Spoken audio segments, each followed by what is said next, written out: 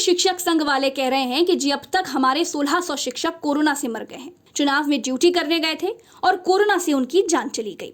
किसी का बच्चा अनाथ है, किसी की पत्नी विधवा है, किसी के बूढ़े माँ बाप हैं। मना करने पर भी तुमने चुनाव में ड्यूटी करवाई और मार दिया। यूपी सरकार निकालो मुआवजा। सरकार ने पूछा तुम्हारे कितने? शिक्षक संघ ने कहा कि 1600। फिर सरकार बोली हमसे झूठ ना बोलो, तुम्हारे पूरे 3 आदमी चुनाव की ड्यूटी के दौरान मरे हैं। यूपी में शिक्षक संगठन कह रहा है कि 1600 शिक्षकों, शिक्षा मित्रों और दूसरे विभागीय कर्मचारियों की कोरोना से मौत हुई है। एक एक आदमी को 1-1 करोड़ रुपए दिए जाएं। अब मरे हुए शिक्षक बिकने के लिए खड़े विधायक तो है नहीं कि 1-1 करोड़ दे दिए जाएं। पूरे 1600 करोड़ लगेंगे। अब पैसे पेड़ पर तो उगते नहीं है। इसीलिए यूपी के शिक्षा मंत्री ने कहा कि हम हैं शिक्षा मंत्री, कितने शिक्षक चुनाव की ड्यूटी के दौरान मरे ये हमको जरा पता होगा कि तुमको। आखिरी बार कह रहे हैं कि सिर्फ 3 मरे हैं। शिक्षक संगठन ने पूछा कि माई बाप 1600 को 3 कर दिया, ये कैसे किया बताइए। तो सतीश द्विवेदी ने बताया गुरु देखो, हम तब से काउंट करेंगे जब से टीचर चुनाव में ड्यूटी करने के लिए घर की देहरी से बाहर पैर रखा और फिर लौटकर अपने घर की घंटी बजाई। घर से निकलने और घर दोबारा पहुंचने तक के अलावा कोई मरा हो तब बताओ। चुनाव ड्यूटी में कोरोना हो जाना और बाद में मर जाना और ड्यूटी के दौरान कुर्सी पर बैठे बैठे मर जाना, दोनों भौतिक विज्ञान और अंग्रेजी की तरह अलग अलग विषय हैं। ड्यूटी पर केवल 3 मरे हैं, बाकी का मरना नहीं माना जाएगा। हम उनके मरने को रिजेक्ट करते हैं। मुआवजे के लिए मरना है तो थोड़ा तमीज से मरना पड़ेगा। मरने के भी मैनर्स होते हैं।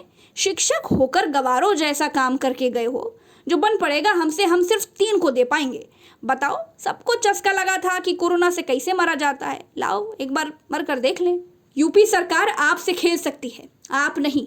सरकार ने अप्रैल महीने में कहा था कोई माई का लाल अस्पताल कोरोना मरीजों को लौटाएगा नहीं। प्राइवेट अस्पताल वाले भी इलाज करें, पैसा हम देंगे। हजारों लोग प्राइवेट में इलाज कराने के लिए पहले लाखों रुपए पूछे, उसके बाद मर गए।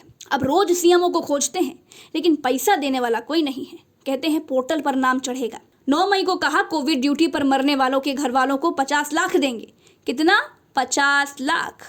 लेकिन शर्त यह है कि कोरोना का संक्रमण ड्यूटी के दौरान ही हुआ हो। समझ गए? अगर आपने साबित कर दिया कि आपको कोरोना कोविड ड्यूटी पर ही हुआ है तो 50 लाख आपके।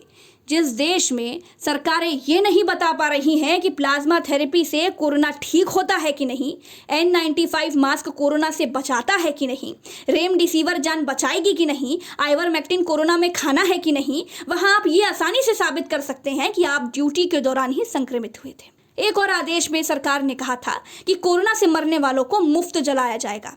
गांव में जलाने के लिए 5000 रुपए दिए जाएंगे। जिनको मिले हो या मिलने वाले हो कमेंट करके जरूर बताएं।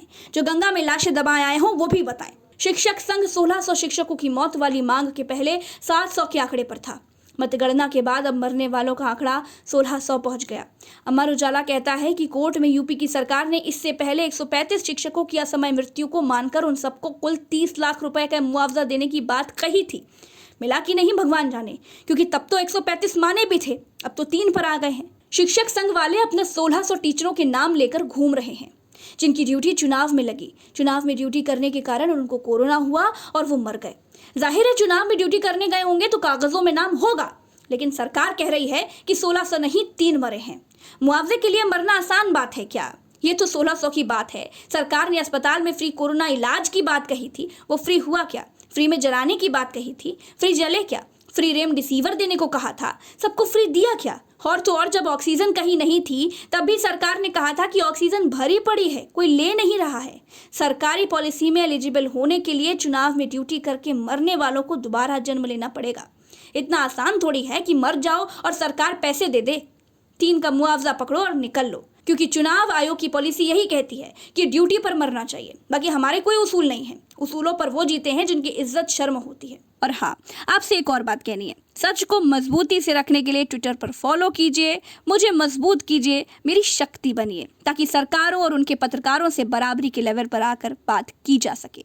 मैं वहां आपको @प्रज्ञा लाइव यानी कि @PRAGYALIVE के नाम से मिलूंगी। लिंक डिस्क्रिप्शन में मिल जाएगा, क्लिक कीजिए, तुरंत फॉलो कीजिए। चलते हैं। राम राम, दुआ सलाम, जय हिंद।